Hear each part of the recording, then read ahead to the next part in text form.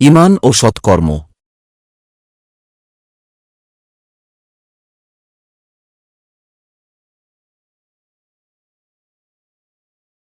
তবে যে ব্যক্তি ঈমান আনে ও সৎকর্ম করে তার জন্য প্রতিদানস্বরূপ রয়েছে কল্যাণ, এবং তার প্রতি আমার ব্যবহারে আমি নমনীয় কথা বলব। সূরা আল কাহফ আয়াত ৮৮। আর যারা ঈমান আনে ও সৎকর্ম করে তাদেরকে দাখিল করব জান্নাতে, যার পাদদেশে নহর প্রবাহিত, সেখানে তারা চিরস্থায়ী। আল্লাহর প্রতিশ্রুতি সত্য, কথায় আল্লাহ অপেক্ষাকে অধিক সত্যবাদী। সূরা আন-নিসা আয়াত ১২২।